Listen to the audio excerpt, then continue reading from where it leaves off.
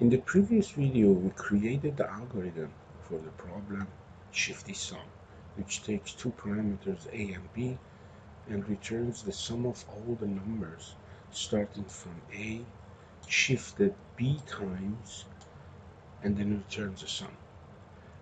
We wrote the algorithm, looks like this one, and also we did the testing of the algorithm and we came up with the correct answer. So let's go ahead and create the thunkable app for this application. So as usual, let's go to thunkable.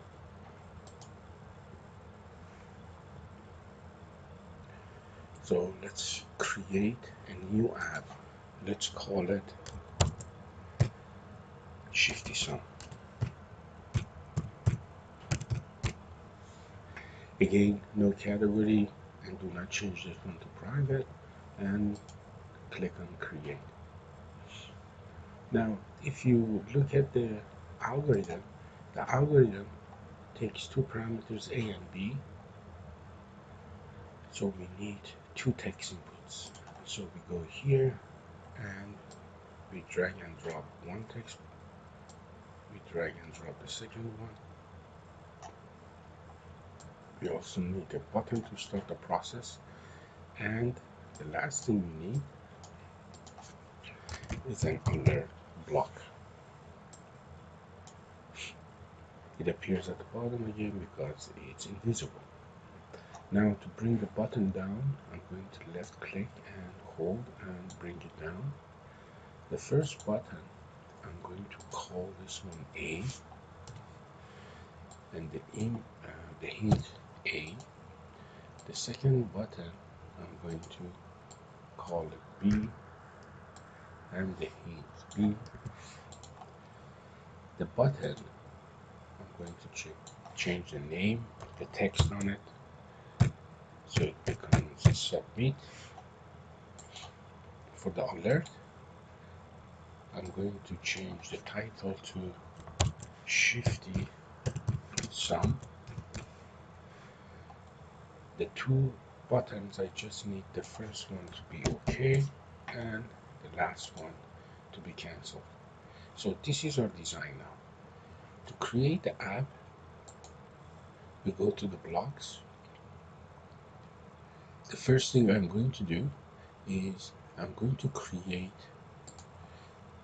local variables sum and c. So I'm going to go to variables,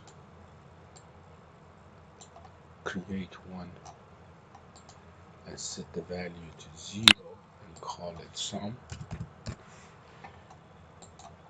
The other one I'm going to duplicate, and I'm calling this one C and the value 0.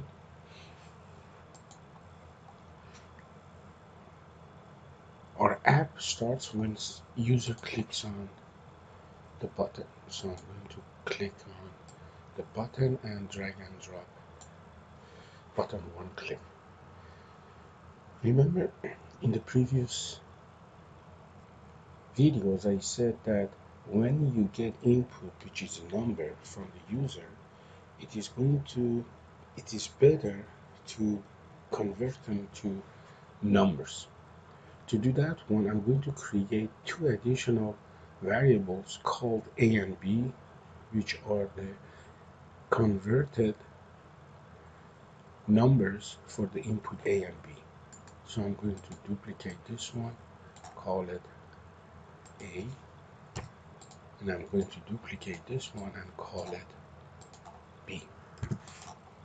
So the first thing I'm going to do, I'm going to convert these two into numbers. So I'm going to go to variables and I'm going to say set, change this one to a, and then to convert the input that the user enters, I told you that it's just adding 0 to the input by the user. So I have to get the input from text input A. So I go here and I drag and drop this one here. This one just changes the value that the user enters, which is in the form of a text, to a number. I do the same thing now for B. So I'm going to go and change this one and this one to B. So this one, A and B are going to have the numbers which are the converted version of the inputs from the user. The next thing I'm going to do, I'm going to set sum equal to 0. So I duplicate this one. I'm going to take this out, change this one to sum, and then make it equal to 0. If you go back to our algorithm, oh, sum is equal to A, so, and C is equal to A, so this means that I have to set sum equal to A, and I'm going to get the A here because A is the one which is the converted version of the input A. And also I have to set C equal to A, these two lines of algorithm. Now I have to start my loop and use the B value as the index. So I'm going to go here and I'm going to go to control. Now I can use count because I know how many times I want to go through the loop. So I'm going to drag and drop one here. Now I can stay I. You can rename it to whatever you want, but I'm just going to leave it as I. If you look here, B starts with the value B. So this means that my index here has to start with the value of B. So I'm going to duplicate this one, put it here and change this one to B. And it goes to 1. So I change this one to 1. And the value does not increment by 1, it decrements by 1. So I change this one to -1.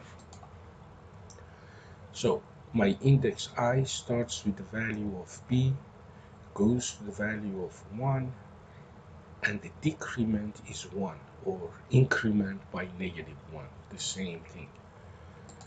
Now every time I go, I'm going to multiply C by 10.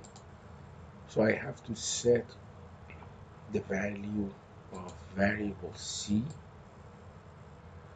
So I'm going to set C is equal to, because I have to use multiplication, I'm going to bring this one down.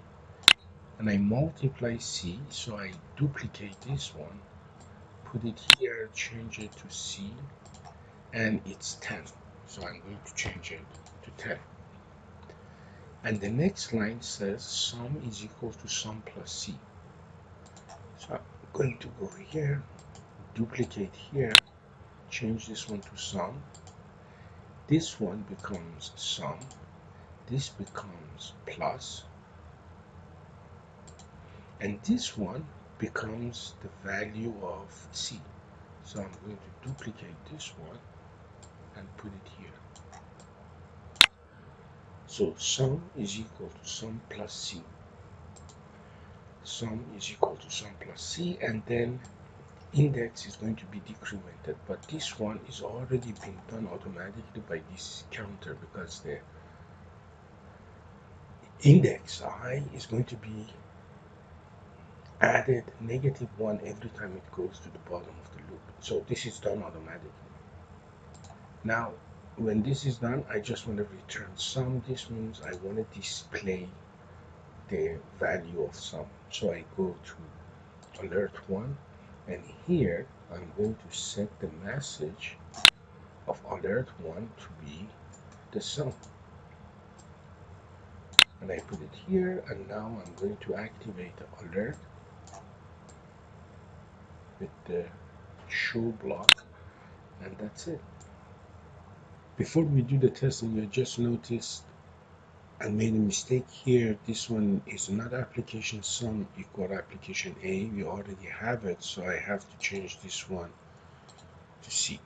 Application C is equal to application A. The reason is this one in the algorithm.